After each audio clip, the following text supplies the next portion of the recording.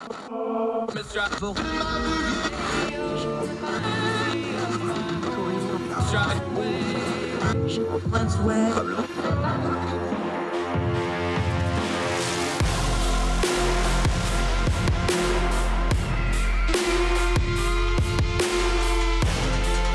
your host, Andrew Donaldson.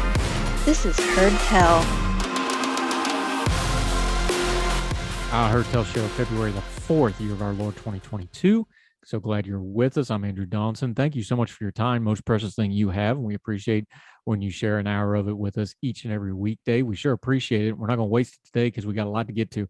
Mark Yzaguirre, he has written extensively about the demographic movement inside Latino populations, how they are changing politically, how the narratives aren't matching up what's happening at the polling, how things are not what they appear. He's written about it. He's going to talk about it. It's an election year. It's going to come up again. He wrote an evergreen piece in Ordinary Times. We're going to delve into it at length with him, Mark Yzaguirre, later in the program. Great story out in Montana where some stranded truckers got some home cooking.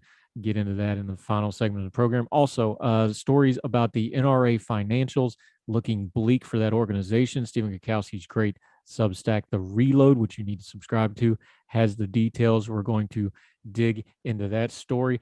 Also, a great story of a guy who got hacked by North Korea. The only problem was he's a hacker, so he hacked him right back and took the country's entire internet offline. We'll get to that story. But first, let's talk about President Biden's latest announcement. He has instituted a cancer cabinet. That's an idea I believe came from the West Wing, but whatever. Cancer moonshot is what they're calling it. They're going to try to do something to half the deaths and the awfulness of cancer. Now, let's just start up front with some grown folk talk here. I'm all for getting rid of cancer. It's terrible. It's touched my family. It's touched your family.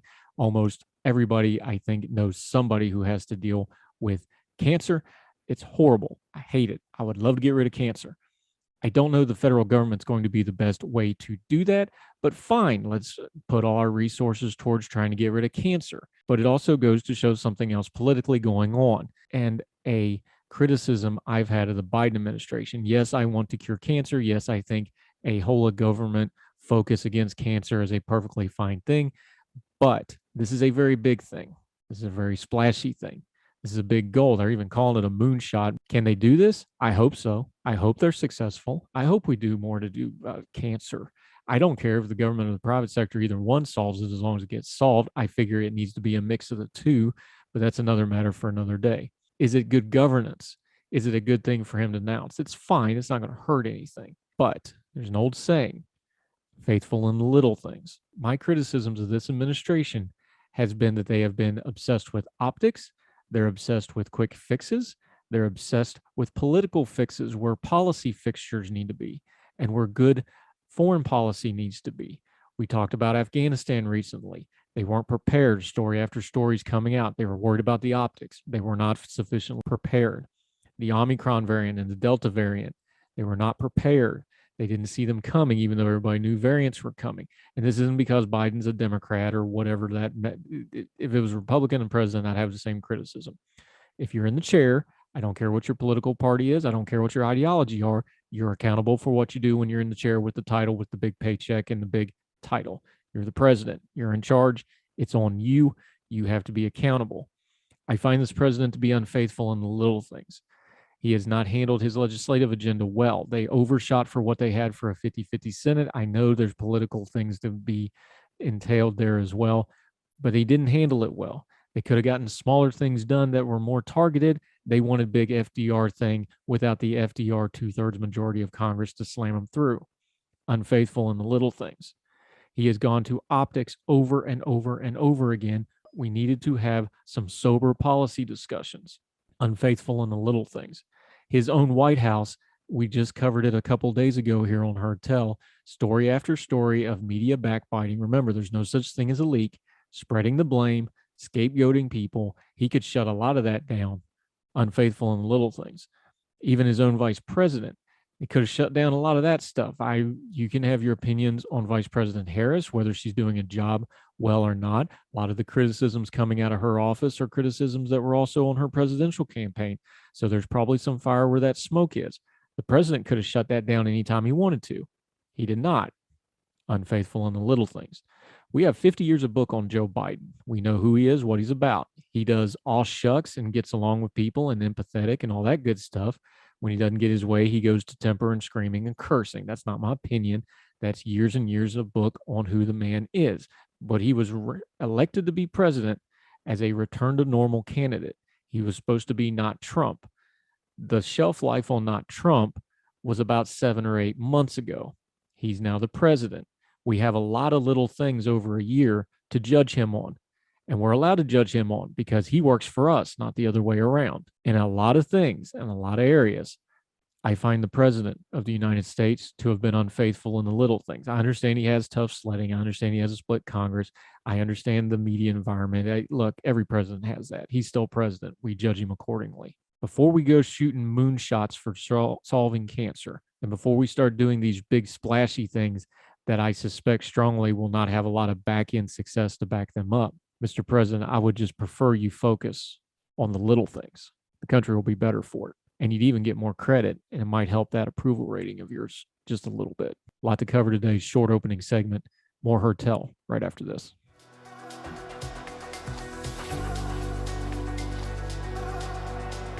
Welcome back to Heard Tell. Have you ever checked out the Reload? It's a Substack newsletter service and website. Our friend Stephen Kukowski started this. It is an excellent resource. Folks first noticed the Reload and Stephen's work when he basically single-handedly took down the ATF nominee from the Biden administration a few months ago. That was him. He broke the story, stayed with the story. People attacked him for it. Turned out his information was 100% correct, and that nominee was withdrawn. But he covers things fairly, even though they're obviously from the right side of the paradigm. They're more conservative, and they are advocates for the Second Amendment. He covers things fairly. And they have been doing yeoman's work on the utter disintegration of the National Rifle Association. And there's another piece out today, dated February the 3rd. Stephen Gukowski wrote this one, quote, "The National Rifle Association of America shrank significantly through the first 8 months of 2021, according to the detailed financial records obtained by the Reload. The contraction came in membership, revenue, and program services across the organization. The group's income missed the mark against its own budget projections and against what it brought in over the same period in 2020. At the same time, spending on legal services exceeded both. Legal fees ballooned to more than $6.5 million from 2020 for a total of $31.1 million, or about 20% of the group's entire expenses. The amount spent on lawyers was more than 10 times the amount the NRA spent on programs aimed at education and training, competitive shooting, law enforcement, community engagement, the NRA range, the NRA firearms museum. Those are both physical facilities, by the way. So they have massive overhead costs, and school securities combined. You know, all the stuff the NRA is supposed to be doing. Legal fees were the second largest expense for the organization, behind costs associated with getting and keeping members, i.e. fundraising. The gun rights group membership fell to its lowest point since 2017. Its revenue dropped by $165.2 million, missing its own projection by almost $20 million. That brings revenue to nearly half of what was brought in 2018. Thanks mostly to a drop in membership dues, spending is down even further. In 2018, the group spent more than it brought in, but it has paid down $14 million of its debt and run a slight surplus through August of 2021. They also have some graphs here to show all this data, but here's the nut at the bottom. The organization's approach to its finances does reverse the deficits it has accumulated post-2016. That's when all this controversy started, especially about Wayne LaPierre's management and other things. We'll get to that some other time. Mittendorf said, yet the alarms for long-term success remain. Drastic declines in spending on core operations create a potential for revenue death spiral, that's in quotes, in which the cuts in core programs scare off members, which in turn necessitates further cuts. And a downward cycle of this sort can be very hard to reverse. That's from Stephen Gukowski. The Reload website, wherever you are on the Second Amendment issue, I recommend you read his stuff because he calls it down the middle. He calls it fair, even though he is a Second Amendment advocate. Not afraid to call out people like the NRA. Why cover this story? Why does it matter? Because in the news media narrative, which we're always trying to turn down the noise, the NRA and gun owners was always used synonymously. as if one was the other. And it was never really true. The NRA was only a fraction of gun owners in America. But because they were the loudest and they were the most politically active, they were the front for most of the media narrative involving gun groups, even though they were never more than just a fraction of gun owners. The story here is it was not that long ago, within my lifetime, the NRA was still mostly a bipartisan organization. It was not unusual for both Democrat and Republicans to seek an NRA endorsement on matters of the Second Amendment. The last 30, 40 years, the Second Amendment has become highly polarized and highly politicized, and the NRA was at the forefront of that. There is a massive lesson to learn here about not just a political cause or an ideological cause like the Second Amendment, like the right to own and bear arms that is enshrined in our Constitution and what that means and how it should be applied. That's something we should hash out as a society while respecting people's rights to do so. But that's not the story here. The story here is an organization that lost its way, who started out being bipartisan, being about gun safety and gun advocacy and those sorts of things. And now they are in a death spiral of debt and controversy of their own making. They started chasing the money that came from polarized politics. Remember NRA TV? Massive outlays for that. We had some good old fashioned corruption, and the Reload has detailed a lot of that. You can go back and read it. Wayne LaPierre and the other leadership of the NRA grossly using funds for their own enrichment and not for what organization is supposed to be doing. Their status is under attack from the New York Attorney General and others. They're in a bankruptcy situation. This is all the NRA's fault. You can say, the liberals are out to get them or whoever else. And that's probably true to a certain extent.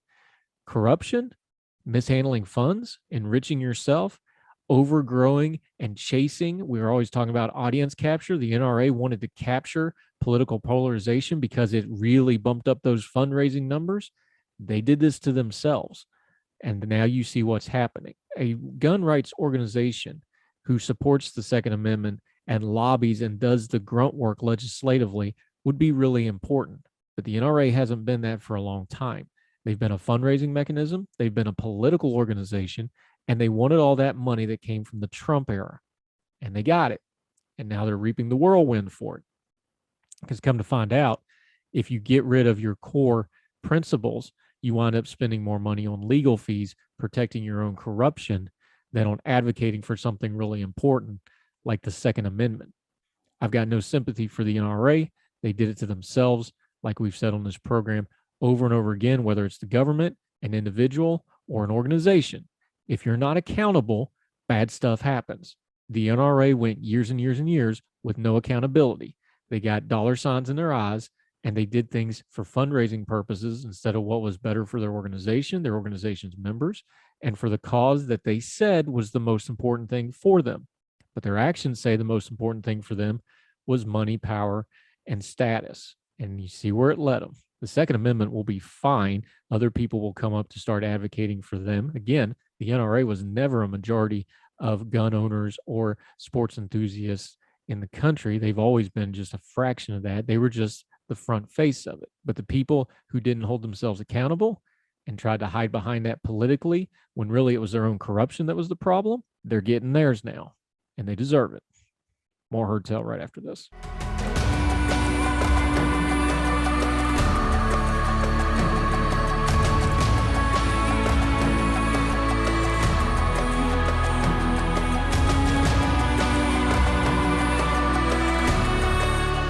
Welcome back to Heard Tell. Now, we always talk about the fact that you are the media. If you have a cell phone, if you have a social media account, quit complaining about the media, go do something about it, because you are part of the media now. This, along the same line of thought, is somebody else who took matters into their own hands. From Wired, this is written by Andy Greenberg, a senior writer for them. For the past 2 weeks, observers of North Korea's strange and tightly restricted corners of the internet began to notice that the country seemed to be dealing with some serious connectivity problems.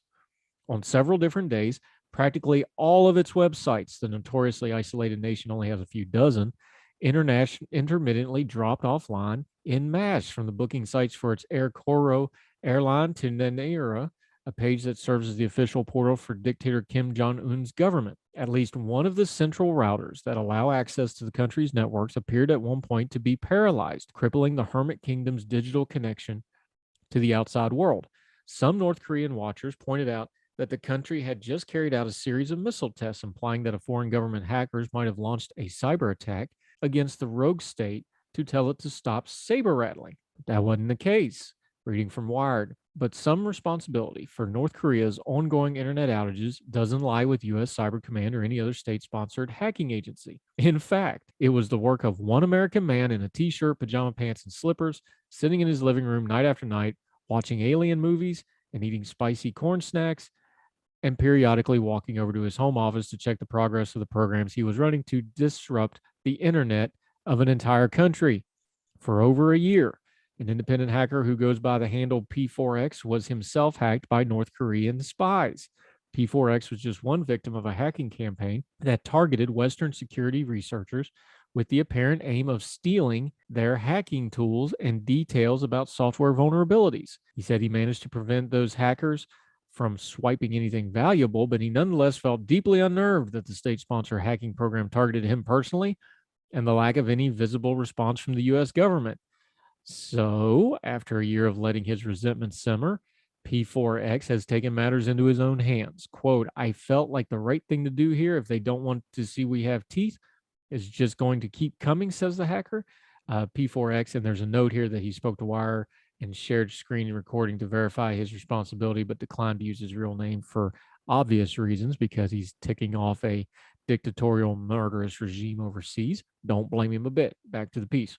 Quote, I want them to understand that if you come at us, it means some of your infrastructure is going to go down for a while, end quote. P4X says he found numerous known but unpatched vulnerabilities in North Korean systems that have allowed him to single-handedly launch denial of service attacks on the servers and routers of the country's few internet-connected networks depend on. For the most part, he declined to publicly reveal those vulnerabilities, which he argues would help the North Korean government defend against his attacks, but he named as an example a known bug in the web server software Nginx, that's Nginx, that mishandles certain HTTP headers, allowing the servers that run the software to be overwhelmed and knocked offline. He also alluded to finding ancient versions of the web server software Apache and says he started to examine North Korea's own national homebrewed operating system, known as Red Star OS, which he described as an old and likely vulnerable version of Linux. P4X says he has largely automated his attacks on the North Korean systems, periodically running scripts and enumerated which systems remain online and then launching exploits to take them down. Quote, for me, this is like the size of a small to medium Pinterest. P4X says using the abbreviation for penetration test, not Pinterest where you get recipes and such from. The sort of white hat hacking, say that 3 times fast if you're from Somersville, he's carried out in the past to reveal vulnerabilities in a client's network. It's pretty interesting how easy it was to actually have been some effective here. Those relatively simple hacking methods have had an immediate effect. Records from the uptime measuring service Pingdom show that at several points during P4X's hacking, almost every North Korean website went down. A cybersecurity researcher who monitors the North Korean internet says he began to observe what appeared to be mysterious mass-scale attacks on the country's internet starting 2 weeks ago, and has since closely tracked the attacks without having any idea who was carrying them out. Turns out it was P4X in his living room, in his pajama pants, in his slippers, getting revenge. Best served cold on the internet against the Hermit Kingdom. Be careful who you make upset online. They may just retaliate by taking down an entire country's internet. Couldn't happen to a nicer bunch of dictators. More Heard Tell right after this.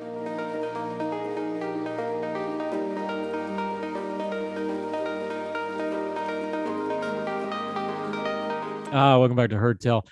Hot topic because he wrote a piece about it over 2 years ago and it still gets good numbers and it keeps coming up because it's an issue that keeps evolving and growing and people just can't seem to get their heads around it, how the Latino communities are growing politically. Our buddy Mark Yzaguirre, see, I knew I was going to blow it. Just say your own.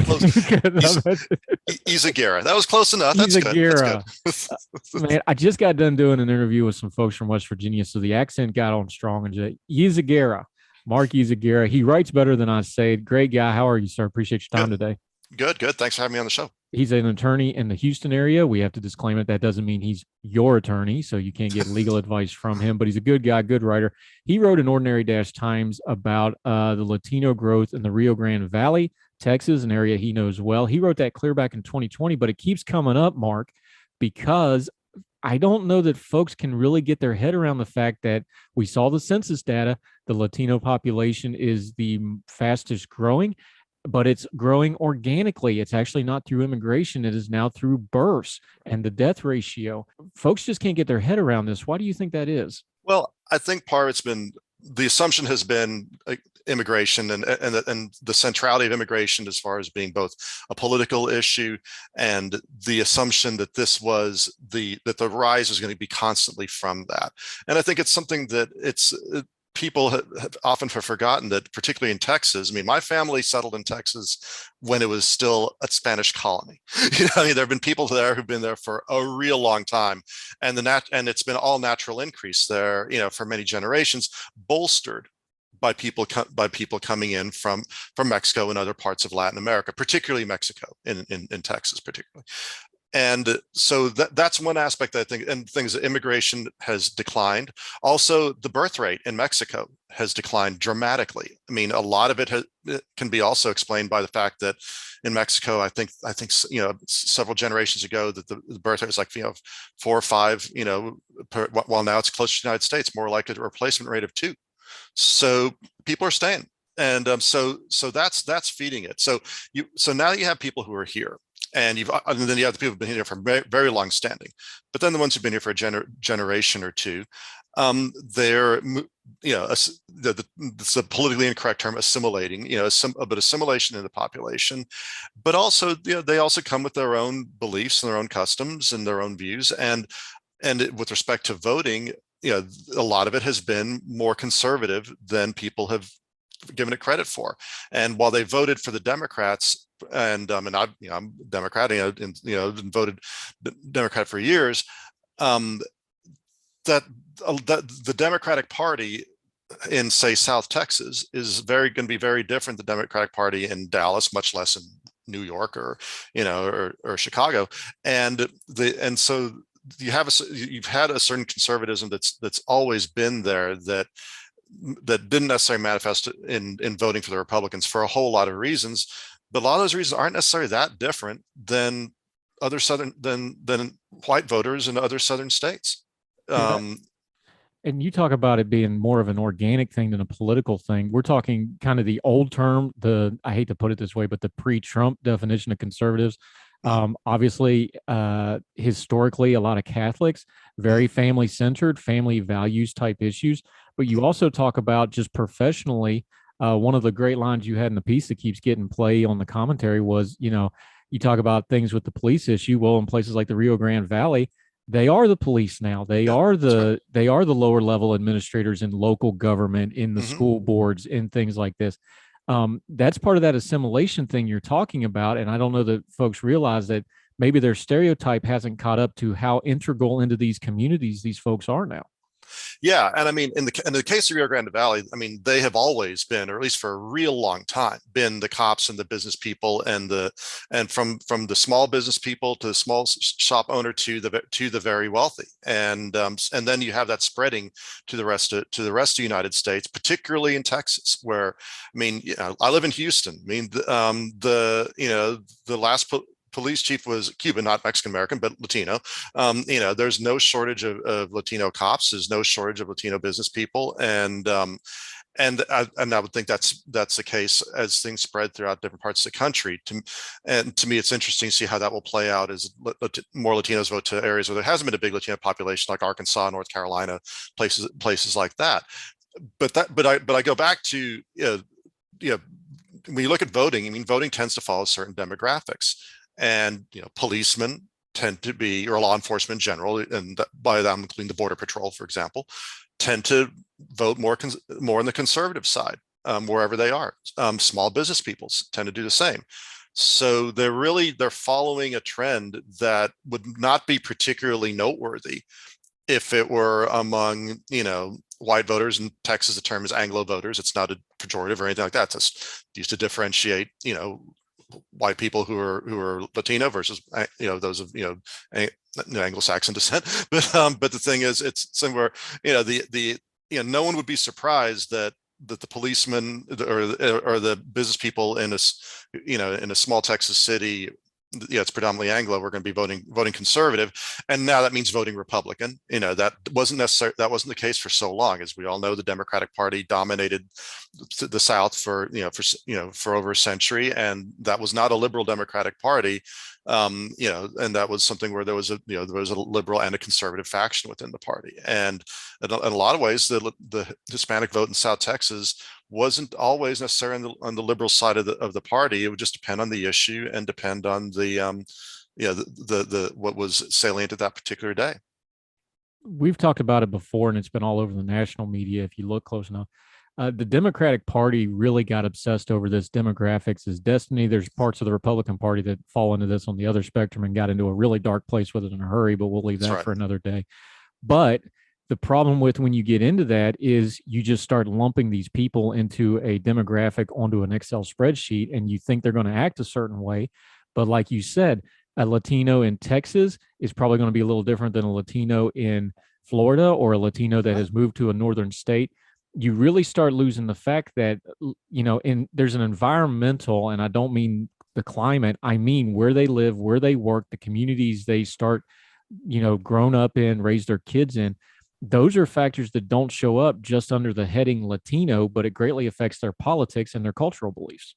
Right. I mean, there's going to be a push and pull based on where you live, and that's natural. I mean, and for that matter, if it's, say, Latino who's made from more conservative background who goes to a more liberal place, quote unquote, and they're going to be influenced by that just because that's the environment that they're in. And again, that's normal for them. I mean, the idea of like, well, the conservative family, the kid goes off to some liberal college and comes back, kind of spouting out stuff. They're just like stunned and, and by their liberalism. Well, that happens everywhere.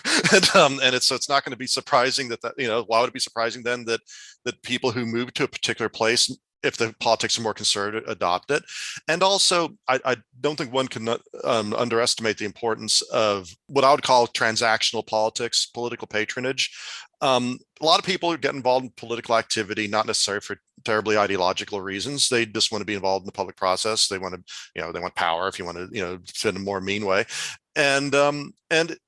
So they're going to do business with who's there. And if you're in a state where the Republican Party is really dominant, then it would stand to reason a good chunk of people are going to become Republicans just for that reason, if for nothing else, much less actual ideological reasons. And once you're around people and start working with them, it's natural to start in any group to start kind of inculcating the values from that group. So that's why I think in a place like Texas that the move hasn't been, and first of all, the whole demographics is destiny. I mean, that's something that, speaking personally, I mean, years ago I was writing about in other places like Huffington Post saying, don't do this, please don't make this assumption. And part was for the reasons you're talking about, that people change, people act in unpredictable ways, but also just from my own experience, like I used to be a Republican myself, and I knew plenty of Latino Republicans that I was, in places like South Texas in particular, just thinking, you shouldn't make these assumptions. And a lot of times people's partisan makeup is based on local factors. I can even go a little specific. I mean, the South Texas state reps and congressmen, often on social issues, would tend to vote more with Republicans, like the Texas state legislature, and and they would be strong on issues wanting to, on what you might call the social spending, that sort of thing, more traditional liberal. But even then, it's like, is that shocking? I mean, in the old days, a lot of northeastern, what they used to call the white ethnic Democrats, Polish, Italian, and such in the Northeast, were very pro New Deal, very much in favor of more, kind of involving the economy to help the poor, but they also were socially conservative, and there was a drift there too. And again, if you saw it there, why would you be surprised seeing it elsewhere? Talking to Mark Yzaguirre. Did I get it right that time? Yes. Our buddy Mark Yzaguirre is talking Latinos, some writing he has done. When we come back on Heard Tell, we're going to dig into it a little bit deeper. Going to talk about a wonderful term he used called rancho libertarianism. Going to talk about what that is. Also talk broader spectrum, what it means when we try to just lump people into people groups. More with him right after this on Heard Tell.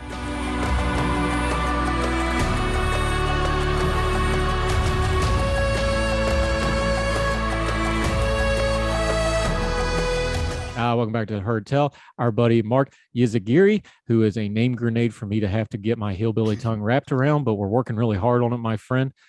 You had a wonderful thing in your piece. I love this term, and then once you extrapolated it out, I liked it even more. Rancho libertarianism. Explain to us what rancho libertarianism is. Rancho libertarianism, that's a great term created by a California writer, Gustavo Arellano, who is a great person to follow on Twitter, in media in general. He writes, I believe, for the LA Times. And it was a term that he came up with to talk about and the sort of conservatism that you see among Hispanics, and he was talking more about California, and maybe California rural Hispanics, maybe kind of in Inland Empire and places like that. But but it's certainly valid in Texas, and in fact, probably even more so. And there, I mean, it's libertarianism, not in a sort of either Ayn Rand sense or in a really theoretical kind of Cato Institute sense. It's more of just a leave me alone sort of worldview. And it's basically just like, it's this idea of like being very, kind of fiercely independent. Often people who are maybe small landowners, have their own small ranches, or they're, small business people. And, and it's Latino, so I mean, you also have all the things that go that, whether it's, religion, more Catholicism than not. Although there too, one thing that's interesting there is the extent to which a lot of Hispanics have been converting to various Protestant denominations, and that's really a lot of those tend to be like Latino evangelicals tend to definitely be more conservative than a lot of Latino Catholics even, and just this idea, but also this like kind of a tie into while they're happy to be in the United States and fiercely patriotic, they also have warm views towards Mexico, and that's the largest of the countries that they came from, and whether it's manifesting in food and music and just sort of like a certain type of there is a certain kind of sense of humor. It's kind of hard to really describe, that basically that when you're in a place like South Texas, you just kind of get.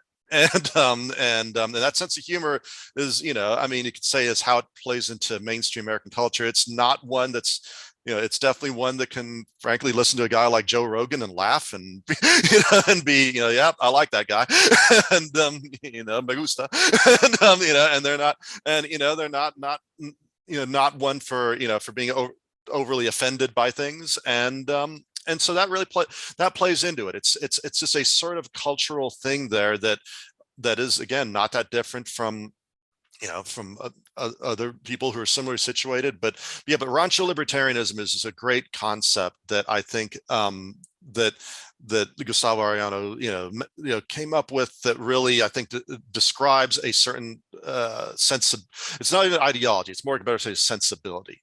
And that sensibility is, even if it's people who live in big cities, there's a rural tinge to it. And I think that's one thing that particularly, say, in a place like, and I always go back to Texas because that's where I'm from. I live in Houston, Texas, but I grew up in a smaller city. And I think the amount of people who are in the big cities of Texas, who are just one or two generations from certainly a small town, much less even a ranch, is pretty higher than I think in California and other places. So again, there is a certain rural sensibility that I think is there, that that feeds a certain type of, again, rancho libertarianism, a type of conservatism. It didn't necessarily mean that one voted Republican. In fact, it meant quite the opposite for a whole big period of American history. But right now, it's definitely moving people. And I don't want to overstate it. I mean, the Latino vote is still predominantly Democratic. But the thing is, if so much of that assumption from stuff like the emerging Democratic majority thesis from earlier in the 2000s is this idea that you could have overwhelming Hispanic support for the Democrats. The Republicans in Texas were able to maintain a working majority, and did with people like George W. Bush and such, with 40% of the Latino vote. You don't need a majority. You just need a big enough plurality to where you can. That's enough to kind of get you certainly over the hurdle. When you got tied in with other ethnic groups, but also just, to me, it affects the tenor of politics. I mean, and I think, I see it, and I just kind of cringe when I see people talk about, I'm actually maybe agreeing with people on the ideological points or issues, but when they talk about, well, the Republicans are going to be just, the anti-Latino party and things like that. Well, I might agree with that. Certainly, some of Trump's comments about, who would come across the border, and, Judge Curiel and these various things that he mentioned. But, it's kind of hard to say and be credible that a party is anti a particular group when millions of people in that group are voting for it. I mean, if at that point, what are you going to start throwing out? False consciousness as an idea. I mean, that's a buzzword that basically to me is at best, a cop out or a cope. If not, something even worse. So. Yeah, I get, maybe to hone in on that, because you talked about Trump, because we were shocked when the Rio Grande Valley had such good numbers for Trump. We also saw that around Miami, parts of Florida, Latino voters more for Trump than what they probably thought. Is the sensibility you talk about more of that? Is that why they can take somebody like Trump, who on its surface should be offensive to certain groups, but they just kind of laugh it off? You talked about the sensibility of the group. Maybe that's a better way to approach when we're talking about a subgroup of a subgroup, which we're talking about with like rancho libertarianism, Latinos in specific areas. That sensibility is probably going to be a better way to approach this than just straight political or partisan divides, isn't it?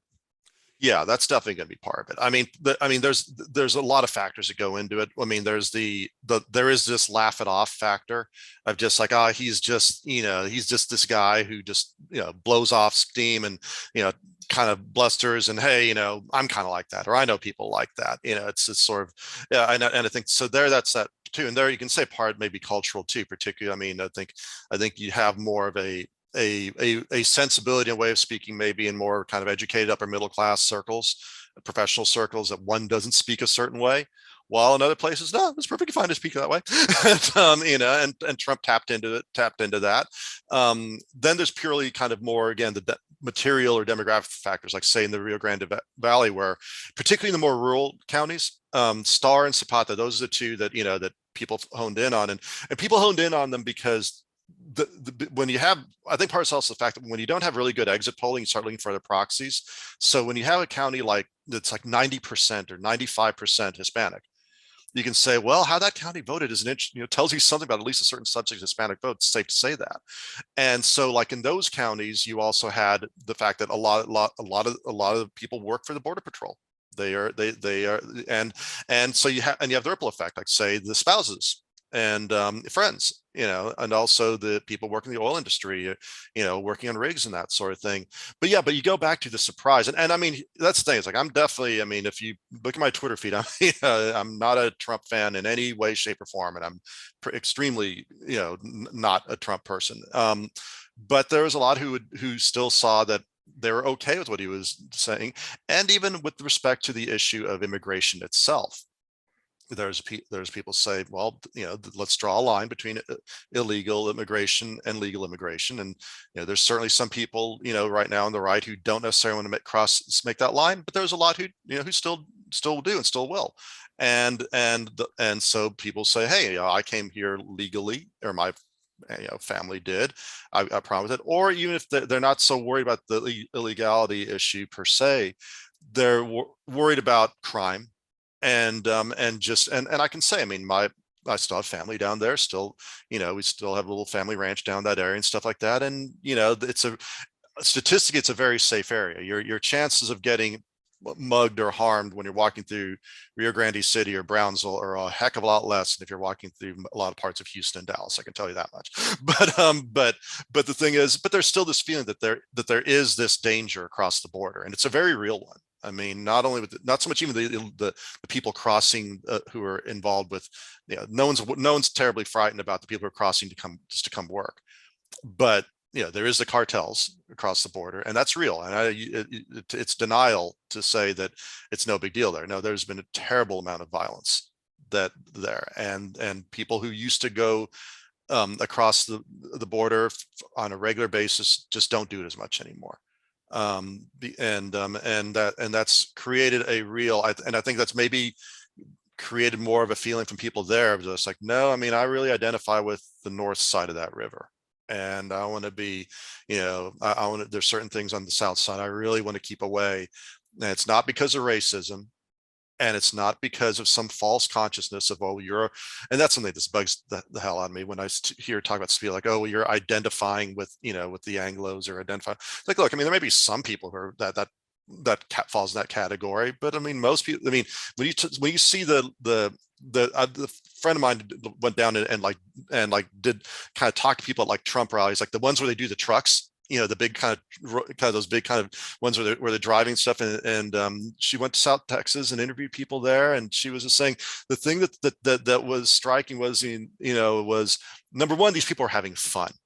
It was fun. She said it was impossible to go there and not smile. It's like, okay, I may not agree with the politics here, but yeah, but this is not a people who are a grim group of people, and they were not, and they were Mexican American. They were not. They were, however you want to define that, the food, the music, the sensibility, the language in some cases, they were not there because they were trying to act like, some group that they were not. They were who they were, but that also meant that they were supporting someone who, you would think they wouldn't. And the fact is, the numbers are there. I mean, it's just like you saw the drift, and not only in places like South Texas, but places where they're able to do some more, again, that proxy kind of granular kind of analysis. I mean, my understanding is like in Houston and Dallas, that in the precincts that are predominantly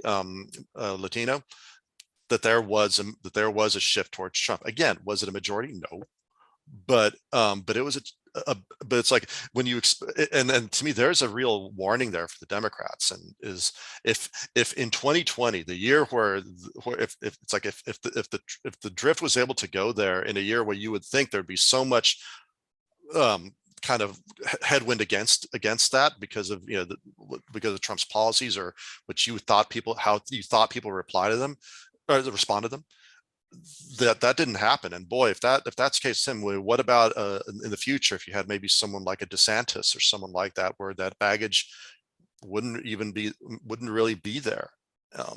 That's an issue. And I would say, my fellow Democrats, you've got a problem. Yeah. Mark Yzaguirre, great stuff. As always, the moral of the story is the national headline doesn't meet the local knowledge. So always dig into these stories a little bit. Great stuff, buddy. Let folks know where they can find you on social media and elsewhere. You've done a lot of writing in the past. We hope you do it in the future. We're always happy to have you at Ordinary Times anytime you get the itch to do so. Let Absolutely. Folks know where they can find you, my friend. Sure. You can find me on best places on Twitter, just Mark, MARK, YZAGUIRRE, no dots or anything else, just there. One of the benefits of having a very unique last name is easy to Google to see for articles and that sort of thing. The piece at Ordinary Times, MAGA in the RGV was what it was called. And, people want to look that up. It kind of went to the detail of what we talked about here today. And I did other stuff in the past, Huffington Post. Also, I started actually writing at a place called From Forum that was kind of led by David Frum, and back over a decade ago. And I've just been to various places, and yeah, feel free to follow on social media and to look at the articles. Yeah, and we hope we get him at Ordinary Times anytime he wants it. It's an open invitation, my friend. Absolutely. Good in-depth stuff on something that gets glossed over way too often, and we greatly appreciate it. It's what we try to do here on Heard Tell. Thank you for your time, sir. I appreciate you. Thank you. Good deal.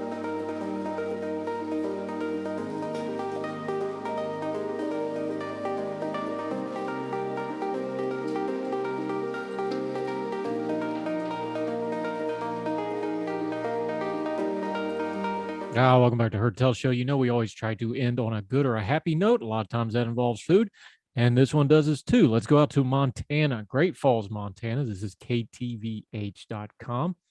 Two women, reading from the website, surprised some of the truckers camped out in Sweetgrass on Wednesday morning with fresh food, water, and even toiletries. Two truckers that Montana interviewed on Thursday called the station and told us about a woman named Holly from Helena.